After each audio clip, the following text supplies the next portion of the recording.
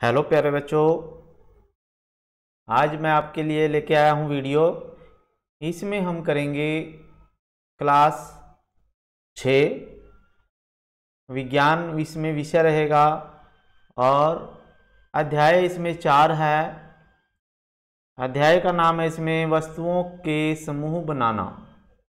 तो इसको हम पाठ्य पुस्तक में पढ़ेंगे, समझेंगे विज्ञान की। तो वस्तुओं का समूह बनाना, इसमें देखिए हमारे चारों ओर हम अनेक प्रकार की वस्तुएं देखते हैं, जैसे आप चित्र में देख रहे हो ये। तो इसमें जैसे कहीं ताला पड़ा है, गुड़िया है, कांच का गिलास है, ये कांच का भी है, कुछ प्लास्टिक का भी है, मोबाइल है। तो आप देखते हो आपके आसपास बहुत सारी चीज़ें हैं, अलग अलग तरह की चीज़ें आप अपने घर में देखते हो, अपनी क्लास में देखते हो। आपके पास भी बहुत सारा सामान ऐसा है जो अनेक तरह का सामान है, जो अलग अलग तरह की वस्तुएं हैं। तो ये पदार्थ जो आपके पास हैं, कुछ कांच के बने होते हैं, धातुएं हैं, प्लास्टिक के हैं, लकड़ी का है, रुई से बना हुआ है, कागज़ से, मिट्टी से भी काफ़ी सारी चीज़ें होती हैं बनी हुई, जैसे घड़ा होता है। तो इस तरह से आप देखते हो आपके पास अनेक तरह की वस्तुएं हैं जो अलग अलग पदार्थों से बनी हुई हैं। तो इसमें आगे जैसे हम ये कर सकते हैं कि हमारे आसपास जितनी भी वस्तुएं हैं क्रियाकलाप में, हम जैसे इकट्ठा कर सकते हैं उनको, चाक को, पेंसिल, नोटबुक, रबड़, झाड़न, कील, साबुन, पहिया।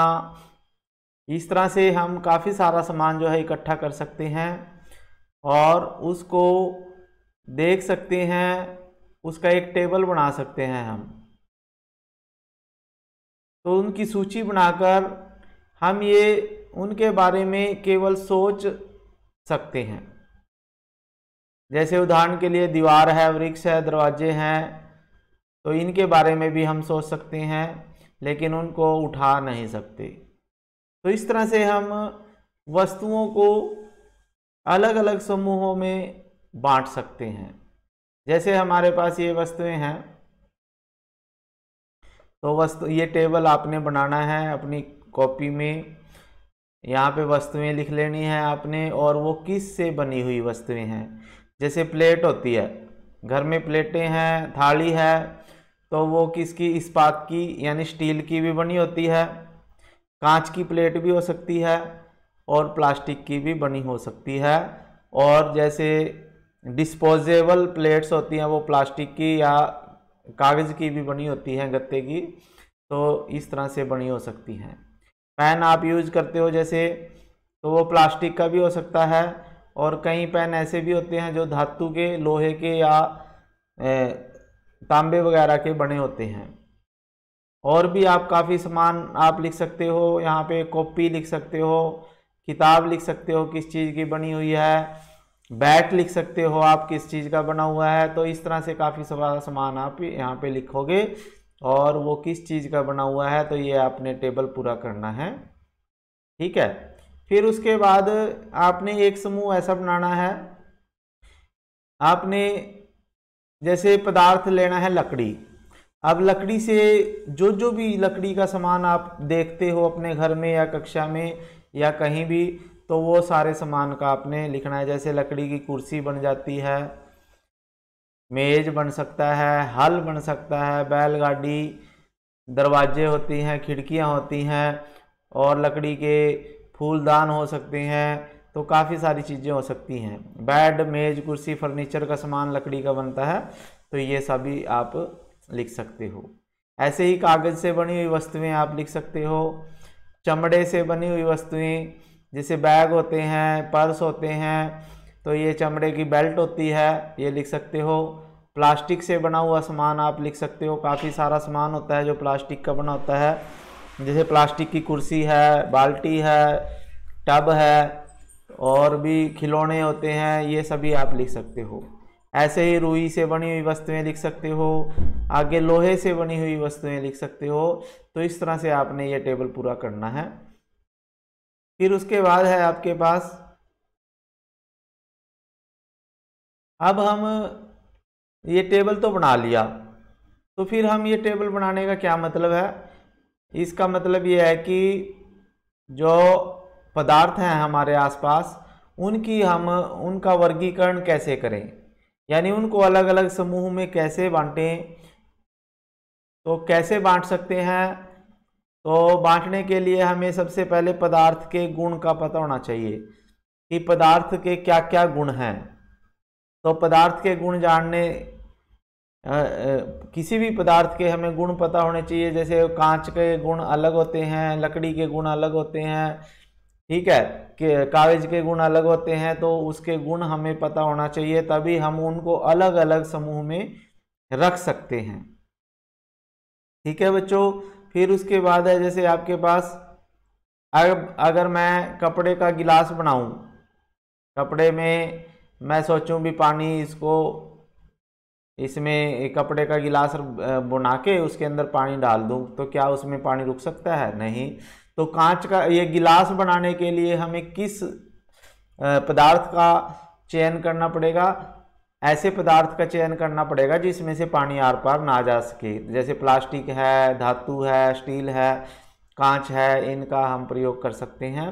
तो इसलिए हमें वस्तु का चयन करने से पहले भी हमें उस वस्तु से क्या काम करना है, उसके लिए हमें उसके गुणों के बारे में पता होना चाहिए। ठीक है, तो गुणों में हम क्या क्या देख सकते हैं, जैसे हम क्या कर सकते हैं, वो जो भी पदार्थ हमें काम में लाना है उसके गुणों और उसके उपयोग की जाने वाली वस्तु का प्रयोजन पर निर्भर करता है। अतः पदार्थ के वह सब गुण क्या हैं जो उसके उपयोग के लिए महत्वपूर्ण हैं। तो अब उनके गुण क्या क्या हो सकते हैं वो सभी हम आगे पढ़ेंगे। तो इसमें है जैसे दिखावट है, सबसे पहले तो गुण आता है दिखावट, यानी देख ही सकते हैं सबसे पहले हम किसी भी वस्तु को। तो जैसे आपके पास है लोहा है, तांबा है, एल्युमिनियम है, ठीक है, ये सभी अलग अलग दिखाई देते हैं, परंतु लोहा, तांबा, एल्युमिनियम इनमें कुछ समानता है, लेकिन लकड़ी में वो नहीं है।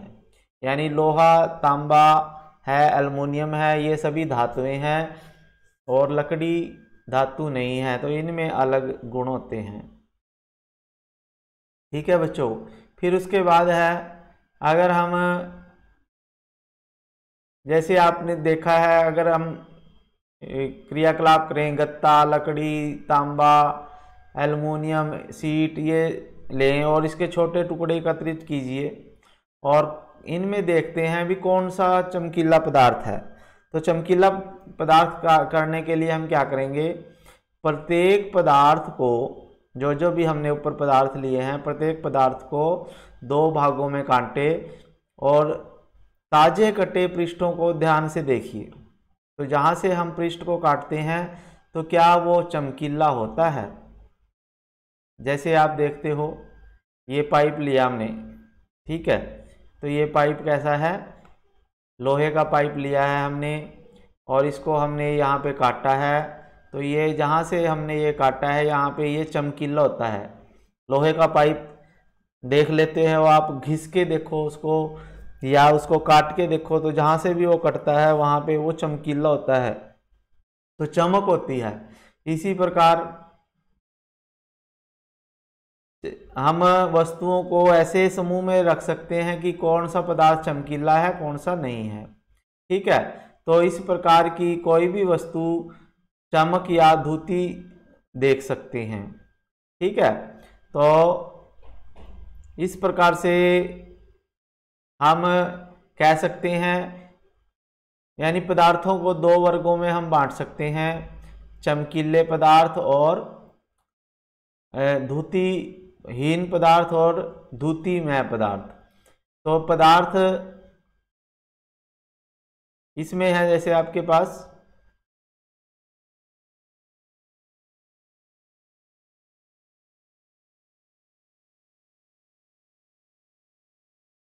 ठीक है, तो पदार्थ ये है आपके पास, जैसे पदार्थ जिनमें एक प्रकार की धुती होती है, धुती का मतलब होता है चमक, तो वे धातु होती हैं।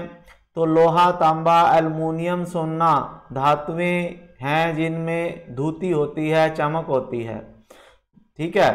और बहुत सी धातुएं हैं जो समय के साथ अपनी चमक खो देती हैं और वो धुतीहीन दिखाई देती हैं हमें, क्योंकि उनके ऊपर जंग लग जाता है।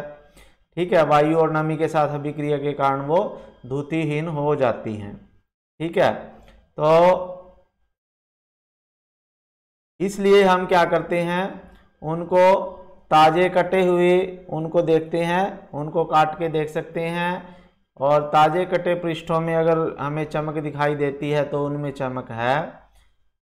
ठीक है, तो इस प्रकार से जो दूसरी धातुएं हैं, जैसे हम कागज को काटते हैं तो उसमें चमक नहीं होती, तो वो धुतीहीन पदार्थ होते हैं, और जिन पदार्थों में चमक होती है वो धुतीमय या चमकीले पदार्थ होते हैं।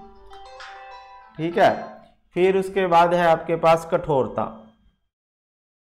कौन सी है? कठोरता। तो हम देख सकते हैं कि कोई पदार्थ कठोर है या नहीं। तो कैसे देख सकते हैं हम? तो अगर हम किसी भी पदार्थ को,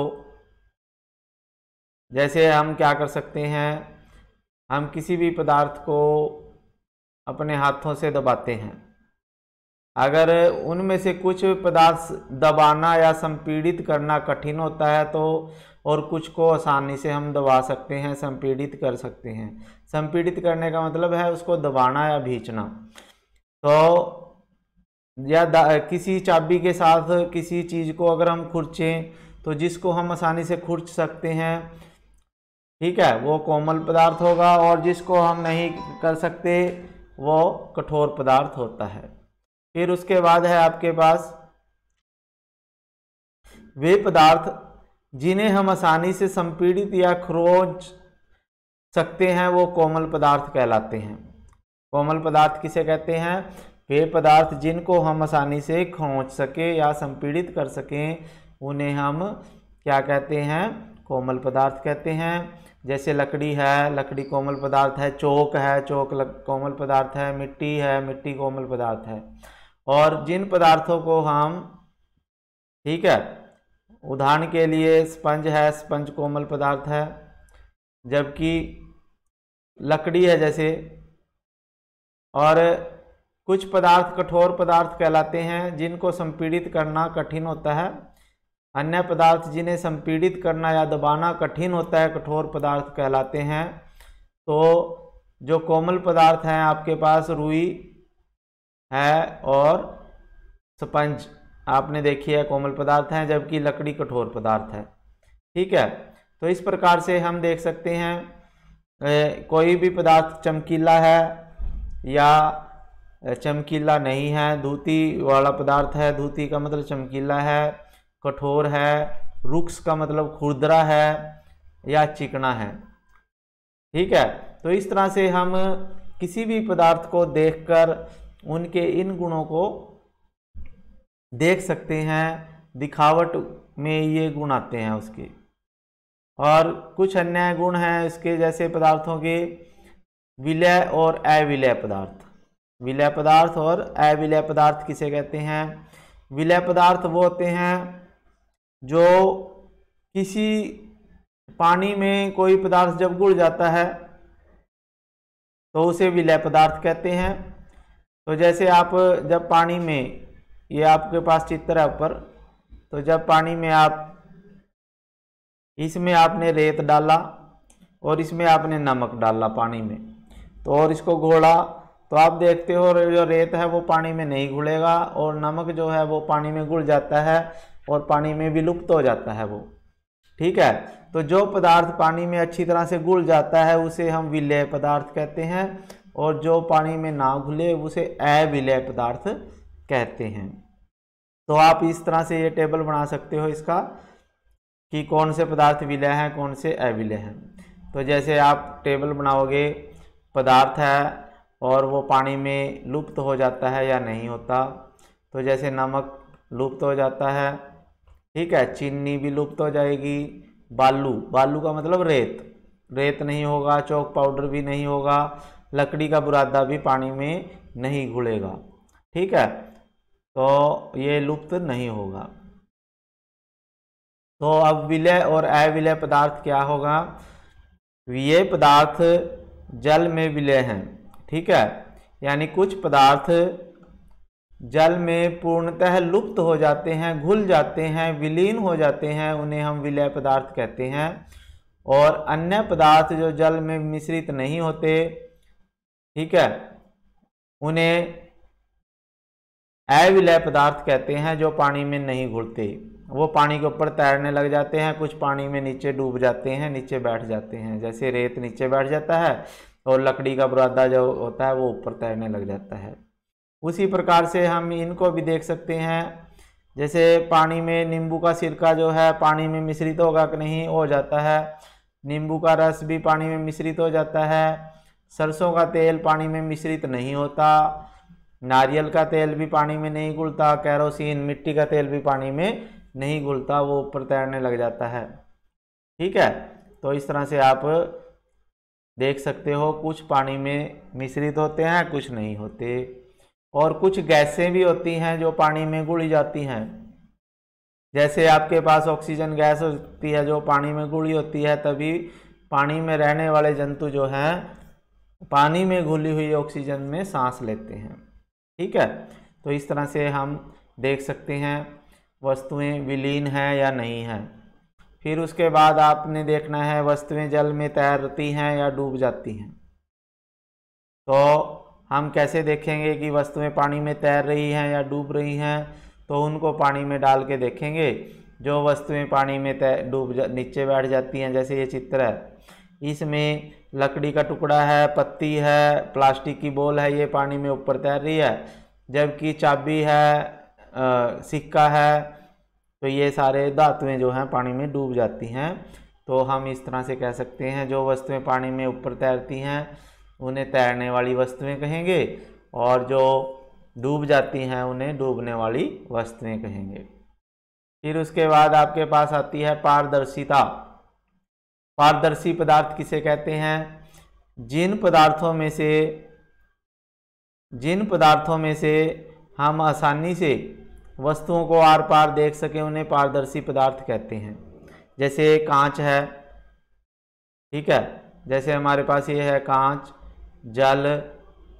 कांच है, जल है, वायु है, ये सभी पारदर्शी पदार्थ हैं। पारदर्शी का मतलब जिसके आर पार आसानी से देखा जा सके, जैसे वायु, कांच, साफ पानी जो होता है, इनके आसपास आसानी से आर पार देखा जा सकता है, इन्हें पारदर्शी पदार्थ कहते हैं। जैसे आप देख रहे हो इस चित्र में दुकानदार के पास जो सामान रखा है, जैसे ये सभी डब्बे जो हैं पारदर्शी हैं, क्योंकि इनके आर पार हमें आसानी से दिखाई दे रहा है डब्बे के अंदर क्या चीज़ है, वो हमें आसानी से दिखाई दे रही है। लेकिन जो पदार्थ इस लकड़ी के मेज के पीछे छुपा हुआ है वो हमें दिखाई नहीं दे रहा, क्योंकि लकड़ी जो है अपारदर्शी है। तो अपारदर्शी क्या है? तो अपारदर्शी की परिभाषा आ जाएगी इसके विपरीत। कुछ पदार्थ ऐसे होते हैं जिनमें से होकर आप वस्तुओं को नहीं देख सकते, उन्हें अपारदर्शी वस्तुएं कहते हैं। या जिनके आर पार प्रकाश नहीं जा सकता, या जिनके आर पार हम वस्तुएं नहीं देख सकते, जैसे बंद लकड़ी का बॉक्स है, गत्ते का डिब्बा है, धातु के डिब्बे हैं, इनमें हम आर पार नहीं देख सकते, वे अपारदर्शी वस्तुएं हैं। लेकिन कुछ वस्तुएं ऐसी होती हैं जिनके आप आर पार कुछ धुंधला देख सकते हैं, ठीक है। तो जैसे आप कागज के ऊपर तेल लगा देते हो, चिकना कागज हो जाता है, तो उससे होकर प्रत्येक वस्तु को पूर्णतः स्पष्ट नहीं देख सकते। ऐसे पदार्थ जिनमें से होकर वस्तुओं को देख तो सकते हैं लेकिन स्पष्ट नहीं देख सकते, उन्हें हम पारभासी वस्तुएं कहते हैं, ठीक है। पारदर्शी, अपारदर्शी और पारभासी वस्तुएं वो होती हैं जैसे कागज के ऊपर तेल लगा देते हैं, उससे हमें धुंधला दिखाई देता है, तो वो पारभासी है, ठीक है। तो कागज पर लगे तेल, उस तेल या धब्बे को याद कीजिए, तो वो क्या है? पारभासी है, ठीक है बच्चों। फिर उसके बाद है आपके पास, तो ये पारदर्शी पारभासी वस्तुएं आपको समझ में आ गई होंगी, ठीक है। तो जब हम इस तरह से वस्तुओं की गुण समझ लेते हैं, जैसे दिखावट कैसी है उसकी, पानी में वो तैरता है या नहीं, पानी में मिश्रित हो जाता है, विलीन है या नहीं है, ठीक है, तैर रहा है, डूब रहा है, पारदर्शी है, अपारदर्शी, अपारभासी है। तो जब ये सभी गुण हमें पता लग जाते हैं तो हम वस्तुओं को आसानी से समूह बना सकते हैं। उनके गुणों के आधार पे उनके अलग अलग समूह हम बना सकते हैं, जिससे हम उनके बारे में अच्छी तरह से खोजबीन कर सकते हैं, उनका पता लगा सकते हैं। ऐसे ही जैसे हम घर में सामान रखते हैं, जैसे खाने का सामान जो होगा वो रसोई में मिलेगा, फर्नीचर का सामान जो है, लकड़ी का सामान है, वो हमें बेडरूम में या स्टोर उसमें मिलेगा, ड्राइंग रूम में। तो इस तरह से हम उनका अलग अलग से वर्गीकरण कर सकते हैं वस्तुओं का। ठीक है बच्चों, तो अगर आपको ये वीडियो अच्छी लगी है, लेसन समझ में आया है, तो आपने इस चैनल को इसको लाइक करना है, सब्सक्राइब भी करना है और घंटी के बटन को दबाना है, ताकि अगली वीडियो आपके पास स्वयं पहुंच जाए। और आपने इसको अपने दोस्तों में भी शेयर करना है, ताकि वो भी इसका फ़ायदा उठा सकें। और अगली वीडियो में हम इसके अभ्यास के प्रश्न कराएंगे। ठीक है बच्चों, ओके, थैंक यू, जय हिंद।